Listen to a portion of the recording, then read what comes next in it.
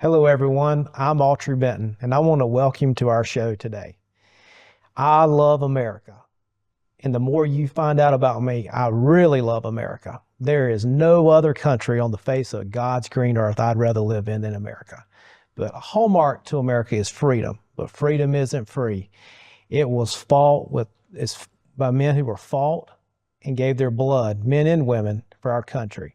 So we're going to highlight lots of veterans on this show, great veteran organizations, and veterans in general. And today we've got a great guest. It's Jack Lutz with PGA HOPE, and I can't wait to get to know him. Jack, welcome to the show. Autry, congratulations on the new show. Well, thank you so much. We're super excited. I really want to congratulate you on this, and I'm quite honored and blessed that you've chosen me for the first guest. Yes, well, hey, I appreciate my friends, and as you know, back last year we did a big veterans event, had over 1,000 veterans here, and no one came beside me any stronger than yourself and your organization. So I couldn't think of anybody any better. Our veterans face a lot of challenge today, Jack. They really do. A fact that is sobering to me, and that we're going to probably say a few times here today, but anywhere from 17 to 22 veterans a day take their lives, and it's so sad. That is very sad. And I'm just thankful that you have a program. Your organization is doing a lot to combat this. So tell us very briefly about it, and then we're going to dive into your life story and how you got there. Okay. All right. Well, Project Golf is an umbrella charity, 501c3, under which there are three pillars. First and most prominent is PGA HOPE. HOPE stands for Helping Our Patriots Everywhere. It's a national program by PGA of America. Our second two pillars, one is for underserved youth, and the third one is for newcomers to the game. But focusing on PGA HOPE, that's a program that was established by PGA of America some time ago. It's nationwide. There are 341 chapters nationwide, of which Myrtle Beach is now the largest. We graduate the most veterans each year in the program. The entire program graduates 17,000 veterans every year, trying to get our veterans off the couch and back in the community using golf as therapy. The more important statistic is that there are 10,000 on the waiting list just to get into our program. Wow. Here in Myrtle Beach, our waiting list is typically 50 for 8 classes that we run each year. Wow. That's special. That's special. Well, I appreciate you introducing the program, but tell us a little bit about you. Where are you from? Originally from Philadelphia, born and raised. I came up through high school and so forth. I did some college there in Montgomery County, went to college there for a couple of years, and then also went to Montgomery County Community College in Virginia as well. But then I joined, I joined Philco Ford. I went to as a draftsman there. And interestingly enough, I'm not a veteran. My dad was a veteran. My brother was a veteran, both in the Navy. I tried to join the Air Force, but because of a medical condition, they wouldn't take me. Interestingly enough, when I was getting ready to transfer to Colorado Springs to work for NORAD, teaching the Air Force how to run computers, the day before I was supposed to go, I got a draft notice. Oh, wow. Yes. And I'm saying, well, excuse me, I can't join the service that I want to join because of medical condition, but yet they want to draft me. Wow. Well, they took me out there in Colorado Springs, and right in line, I'm standing there and in my trousers and so forth, and they said, come here, you're not going. Oh, wow. So forth. So I did my service through helping NORAD teach the Air Force how to run computers, and ever since then I've been trying to help the veterans with quality of life and other programs as well. But most notably, I went to Aramark Corporation, a large multinational service organization. I was VP of operations for them, and then left them as VP of sales and marketing. And basically, that's my expertise, is PR, marketing, fundraising, those kinds of things. So I was in Philadelphia at the time and left them in '92 and actually started my own business, being in your own business. Yep. I was a contractor doing specialty conservatories. Oh, wow. English-style conservatories, and messing around with people's homes. After 5 years, that got a little tiring of messing around with people's homes. So on your own business, you got to do it all. You do. And as such, then I got out of that business, and that's when I came into the golf business. Okay. And with my background in sales marketing, I got connected with the local section of the PGA of America. Okay. And joined them up there and ran that section for 5 years. And that's back in Philadelphia? Back in Philadelphia. Yeah, it was the Philadelphia section of the PGA. The PGA has 41 sections. We were the 11th largest section. We covered eastern Pennsylvania, southern Jersey, and all of Delaware. And we had about 840 professionals that we supported through the organization. Mm-hmm. So I was with them for about 5 years up there, and then left, and then I moved to Florida and joined the PGA Golf Club, which is the only club that's owned and operated by PGA of America. Oh, wow. And I was the membership director down there. Wow. And while I was down there, I met Gary Shaw, who is a local resident here, a PGA professional, also a veteran of the Air Force. Mm-hmm. And I said, I'm up here, I'm somewhat semi-retired. I'd like to help you with your cause of helping the veterans.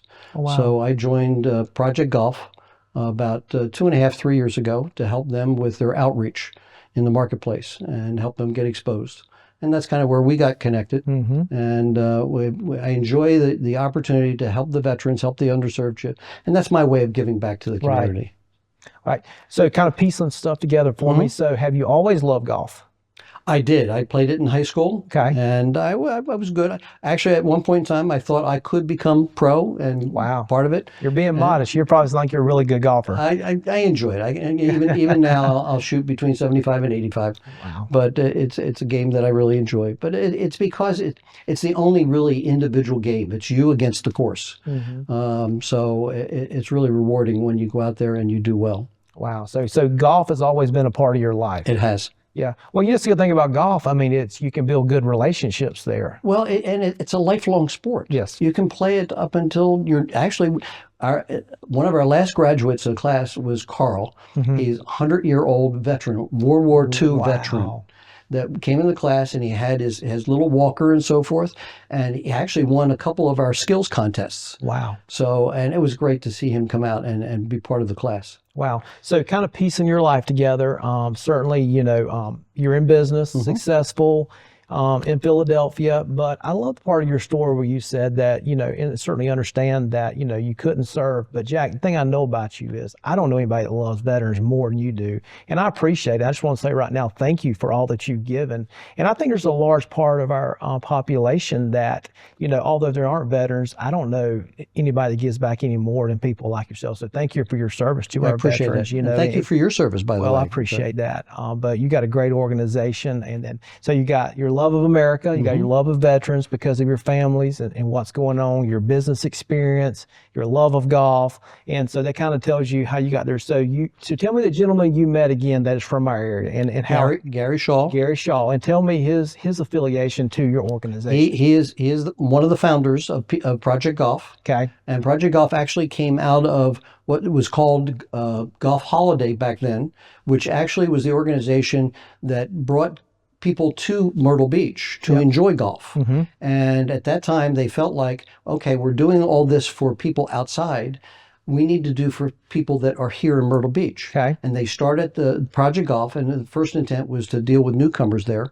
But then they recognized the need for veterans and trying to get veterans back into the game using golf as therapy. Yep. And getting off the couch, and the reward of just listening to some of the testimonies that they have about how it got. They look forward to every Tuesday at 3 to 5 to come out mm-hmm. and be with their fellow veterans, and the camaraderie that goes on, and dealing with the demons that they're dealing with mm-hmm. PTSD. And we even have the veterans that are missing limbs, that we have the equipment that we can now stand them up. I mean, we're in tears when we see somebody mm-hmm. come out and they, for the first time in 7 years, they've been mm-hmm. able to stand up and swing a golf club. Yeah. Well, let's rewind a minute. You just said a word there, two words that are very powerful. We're talking about therapy, mm-hmm. Traumatic experience, trauma. And I think we have to bring it back to our veterans, our why. And as we know, I've already said earlier in the show, 17 to 22 veterans take their life. It's hard for me to wrap my mind around that statistic, but it's real. It is real. And that's from some years ago. But, a lot of our veterans are dealing with a lot of stuff, and it's going on. And I think some things that sometimes it's not always war trauma or things they have seen. A lot of times it is. But you have to think about men that have served during peacetime, they've served during wartime, seen things we haven't. But you know, service life is very tough on families. There's lots of different reasons. There's people that have given a lot of their professional life to the military and trying to reintegrate back into society. There's a lot of reasons for that. Tell me some of the things you've seen and things you've heard as far as trauma and some of the things they're dealing with. I mean, you've got a wide knowledge of. Well, and actually Gary Shaw has more. He's a veteran and so forth. Sometimes just getting them to open up and talk. Yes. They're very protected. I mean, Yes. we have 15 ambassadors that have gone through our program that are veterans that have dealt with their own demons that they're dealing with, that they've seen and they've experienced and so forth. We have veterans that come out and they sit in the parking lot and they won't get out of the car because of the fear factor of being there and dealing with those kinds of things that our fellow ambassadors will go to the car and say, it's okay, come on and join. Once they're there in the community, the significance of 22, each class has 22 veterans in it. Yeah. To recognize I think that. somebody just maybe heard what you just said. But Jack, what you just said, there's actually been somebody in your program that have been so fearful to get out of their car in your program. Yes. Yeah. And we have a veteran that was really at a point in her life that she didn't think she was going to make it. And we gave her hope through, and that's why it's called Hope, to get involved in the program. And now, at a time when she thought that it was the end, she's now continuing and she's fighting. And she loves getting back out on the guards. We just had an event to honor those veterans. And she came out and she was in her golf cart and so forth. So it's really rewarding, and particularly to the family, the wives that have come to us and said, what you've done for my husband. He only looks forward to Tuesdays or Fridays to be able to come out and enjoy your program with you. Wow, so powerful. You know, and we're going to talk about some specifics of your program, but I think I have the belief that most people love America. Most people do. Besides what we hear, there's some people that I don't think if we were to send them to another country, they might change their mind. But I really believe most people love America and they want to make America better. But I believe we hold this in common. How we make America better and how we make our community better is just doing something. In doing something in our community. And that's what y'all are doing is say, hey, you know, I can't save 22, but if I can save one, how do we know that service person you're talking about could have been the next statistic? Right. You know, so break down to me how your organization works very typically. How does someone register? Bring me through a class. Well, a typical class the PGA of America controls the registration because they do it nationwide. We'll open up the class, like our next class starts about mid-February. We'll open up the class a month before that, and it will go out. And there are already people there that are interested because they've heard about it, and they're waiting for it to open up. And as soon as it opens, I can tell you within a couple hours, boom, it's sold. It not sold because it's all complimentary to the veterans. Yep. It's a free program to the veterans. It doesn't cost them a dime. Yep. So it goes very quickly, and it just then they register and they look forward to the day. And then typically, if you've been to our facility, you see that we have the Patriots patio where we sit down and we first talk. We first open it up and talk about their experience with service. Why are they there? How did they get there? You'll see the emblems of each of the services on our brick wall. And going through that conversation of being able to open up and talk about why are they there. And more times than not, it's about their fellow veteran. It's about that camaraderie, getting together and sharing their experience and feeling more confident and building their confidence that they can get back out in the community and enjoy a sport like golf. Yeah. How many people are typically in a class? How many? 22. 22. To your 17 to 22. It's always 22. Has purpose. It has its purpose. Yeah, I got Absolutely. you. So how many weeks again? It's a 6-week program, 2 hours each week. Okay. On the 5th week, they go through we teach them how to hold the club, how to swing the club. We start with the putting, we do the short game, we do the long swing and so forth. Then in the 5th week, we actually take them out to a par 3 course down by the airport, and they play a par 3 of 9 holes. And we have a little competition there and so forth. And then on the graduation week, we take them out on the Love course at Barefoot, a full regulation 9 holes to play. And then we come back for a graduation, and we also have Mission Barbecue there for a dinner afterwards. And they get their graduation. They get discounts at clubs in the area and those kinds of things. Yep. So I went to one of your graduations, and I know I was sending the end product, but just what I saw there was unbelievable. I was impressed with the level of support and volunteers from people that work at courses. Tell me a little bit about that, how important that is to your program. We have 17 PGA professionals that, because of our understanding with the VA, they have to go through a certification. And it's a class, and they have to be certified in adaptive golf, dealing with missing limbs, PTSD, and so forth, and also military culture, because some of them haven't dealt with military folks. And these are all PGA professionals that have taken time off of their schedules at working at another club to come and teach. And they actually look forward to come and working with the veterans to do that.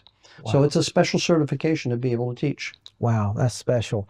So tell me about how are y'all well funded? Y'all need some help? A little bit about that to keep this thing going in our community, because this is wonderful. I have to be honest.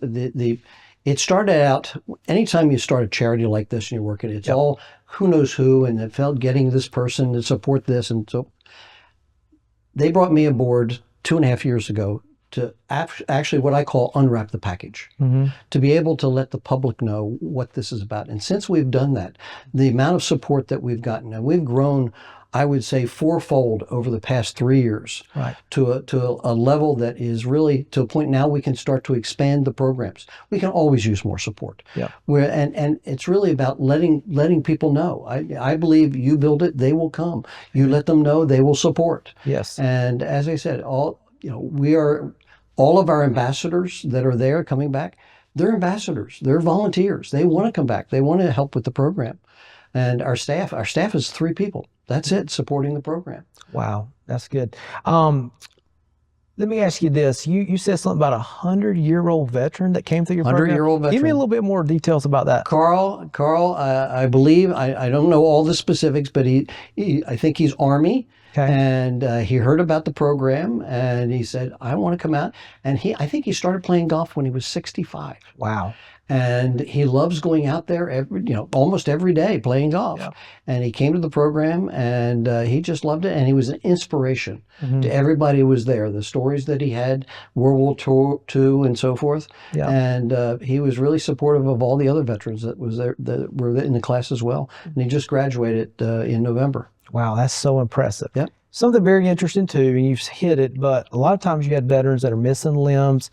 Tell me a little bit more about the cart you have and what service you can have to get them out on the course. Yeah, this is a special cart, and it's they're not actually on the Grand Strand. There is not one of these carts in any club. Wow. We just it's an adaptive golf cart. It's called a paramotion cart. And it's a special cart that straps them in, and those that are missing limbs in their legs or something, straps them in and be able to stand them up so then they can swing the club. And a cart like that costs anywhere from $25,000 to $32,000. We have 3 of them at our facility. We just arranged, the folks that have gone through, right now we've had about, close to a dozen veterans that have gone through our program that have had missing limbs. And we put them through the program, and then they say, what now? How do they didn't have any place to go because these carts weren't available on the Grand Strand. We just worked out a program with CCU, Coastal Carolina University, at the Hackler course that we've gifted one to them right now on loan, that now that we can let the veterans know, and any other person that is disabled that wants to play golf, they can go out and use this course at the Hackler course. I think that's amazing that you've done that already, and if anybody's listening today and they want to give back, giving specifically to that so we can get more of them out there, I think that's so important. Well, we just had a couple organizations that have raised money to contribute to doing that. And we've had other organizations, Honor Our Heroes and so forth, that are running golf tournaments that are giving to us to help buy these carts for them. We're intending on putting one on the south end, one in the mid area, and one in the north area of the Grand Strand. Wow. So that now they have access wherever they go at a facility that is somewhat flat, because these carts have to, they can't, traverse very well. And someplace that's not expensive, so that it's very affordable to use. And once we do that, then we provide the access. But after that, our hope is that we can get into a program, because trying to get them through the VA has been somewhat difficult. So we'd like to get to the point that we can gift a veteran with one of these. Wow. So that then they can go enjoy their quality of life a lot better. Yeah. A lot of times our veterans are dealing with heavy things. I think one of the trauma, depression, a lot of times our veterans deal with is isolation. You hear a lot about that. I think it's the devil's number one tool is isolation, fear. One thing I saw when I was at graduation was the camaraderie and the brotherhood, that they've met people that are like them, and they continue to play golf together. Can you tell me a little bit about that? Have you seen some bonds form, maybe a weekly golf game? By the last class, they've already formed their foursomes. Yeah. They've gotten together. And to that end, we have now formed the PGA HOPE League. Oh, wow. So now that we organize that, and our ambassadors are organizing that, and once or twice a month, the PGA HOPE League will get together and we'll invite all the graduates back to play in this league. Wow, that is so powerful. Is there any other stories or something that just stands out to you, like, hey, I've seen this veteran, I've seen this story that just pops in your mind that you want to share it with us? Well, there's several veterans that have just grown so much in being able to come out of their shell. Norman is one that so forth, that, he'd come out and he'd just kind of be off to himself and so forth. And now he's right up there, and he's one of the one that has the ambulatory situation that he needs a cart because he can't walk. Yeah. And it's just so rewarding to see them be able to interact, and it's really about, and Norman, for example, he just got help with his mortgage on his home. Oh, wow. Yeah. So and we had John Turnbull from Tunnels for Towers. He came down for an event type situation. Wow. So it's been very rewarding to hear their stories, to see them come out of their shells, start to be comfortable talking. Gary often shares the story where they'll start out because they don't want to be prying. They don't want to get into the veteran's life. Yeah. And they'll get to a point that the veteran will come up and say, "Can I share something with you?" Oh, wow. And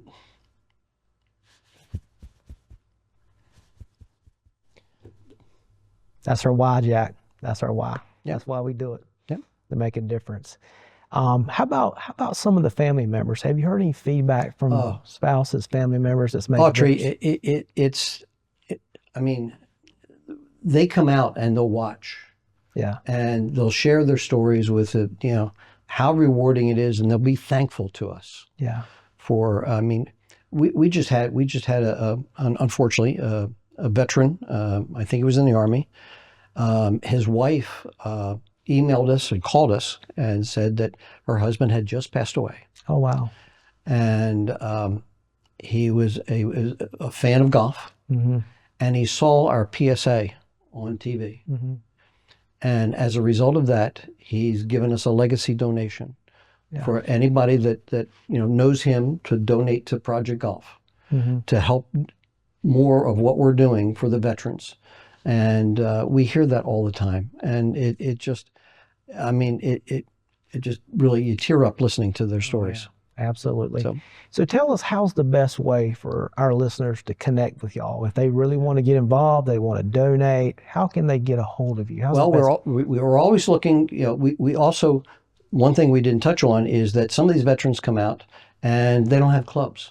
And also I want to highlight the fact that if you're familiar with the John's House, Echo Housing, that are the homeless veterans that have just come off and they're trying, we reserve 5 slots in every class for the Echo Housing, for these gentlemen and women that are trying to get back their life, coming off the streets and don't have housing and so forth. They come out and they participate in the program too, and see them go from where they had no clue. They come out in jeans and so forth. By the third class, they're all dressed and decked out, and really you wouldn't know. Yeah. So it's really therapy to them. But they can go on projectgolf.org and they'll see everything about us, and they can donate there if they wish. We're always looking for clubs. And when we run certain events, we're looking for help volunteering. We're involved in the Myrtle Beach Classic, the One Flight Myrtle Beach Classic. Yep. We take care of the Patriots Outpost there on the 10th green, where all the first responders and veterans can sit and enjoy watching the pros for free. So there's a lot of ways to donate. Yeah. So tell me where to find you one more time. ProjectGolf.org. ProjectGolf.org. And there's many ways where people can get involved. Yes, just ask, and we welcome all the help and so forth. And Jack, sometimes it seems so big, lose so many, so much to do. But I just want to encourage our listeners today. I think it's important for them to know, just do something. Yes. Just do something and do something locally. We can make a difference. Absolutely. And if I can highlight one other thing. Please. Is that this class is strictly for veterans, PGA HOPE. Yep. You have some first responders that are also veterans. Yes. And they need the help too. Mm-hmm. They see it on a daily basis. Yes. But we have first responders that are not veterans. Yes. That couldn't participate in the program. So next year, we're starting the FIRST program, which stands for Fairways Inspiring Responders Strength Together. Yep. And we're going to start the classes for the first responders. There's going to be one in February and one in the summertime. And I'm actually meeting with the Police Foundation this evening to get support for that as well. So we want to help the first responders as well. Yeah, I think that's so important too. You know, you think about it, a police officer, what they see in one day. You know, they could go to a traumatic call. They still got finish their shift and go and deal with all kind of things. Yeah. That stuff builds on you. It was pointed out to us, and Gary highlighted this very well. He said that a veteran, they go for 4 years or whatever number of years, they see a war and they come home. Yep. Well, guess what? Every day, the police and the fire are out there every day, and they see what's going on out there, and some of it's not pretty. And so they're dealing with PTSD as well. So we want to help them as well.